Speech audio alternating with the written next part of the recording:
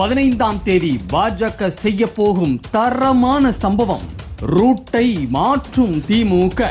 தமிழகத்தில் தேர்தல் களம் தற்போது மிகுந்த பரபரப்பை சந்தித்து வருகிறது. வாக்குப்பதிவு தேதி நெருங்கி வருவதால் அனைத்து கட்சிகளும் தங்களது முழு வலிமையையும் பயன்படுத்தி பிரச்சாரத்தை முன்னெடுத்து வருகின்றன. மக்கள் மத்தியில் நேரடியாக சென்று பேசுவது, அவர்களின் பிரச்சனைகளை கேட்பது, உடனடி வாக்குறுதிகள் வழங்குவது போன்ற நடவடிக்கைகள் அதிகரித்திருக்கின்றன.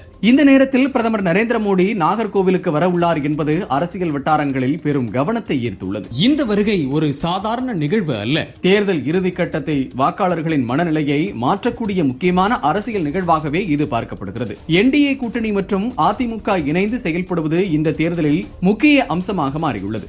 பாஜக போட்டியிடும் இடங்களில் அதிமுக தரப்பில் முழு ஒத்துழைப்பு வழங்கப்படுகிறது. அதேபோல அதிமுக போட்டியிடும் தொகுதிகளிலும் பாஜக தொண்டர்கள் தீவிரமாக களத்தில் பணியாற்றி வருகின்றனர். இது கூட்டணிக்குள் நல்ல ஒருமைப்பாட்டை உருவாக்கியுள்ளது. கன்னியாகுமரி மாவட்டத்தில் பாஜக தனது செயல்பாட்டை அதிகரித்துள்ளது. மத்திய அமைச்சர் பியூஷ் கோயல் முன்பு தெரிவித்த வெற்றி நம்பிக்கை தற்போது பார்த்தால் மேலும் வலுவாகியுள்ளது. தரைமட்டத்தில் மக்கள் ஆதரவு அதிகரித்து வருவதாக கூறப்படுகிறது. இந்த சூழலில் மோடியின் வருகை கூட்டணிக்கான உற்சாகத்தை மேலும் அதிகரிக்கும் என எதிர்பார்க்கப்படுகிறது. இது தேர்தலில் முக்கியமான மாற்றத்தை ஏற்படுத்தும் என அரசியல் வட்டாரங்கள் கருதுகின்றன.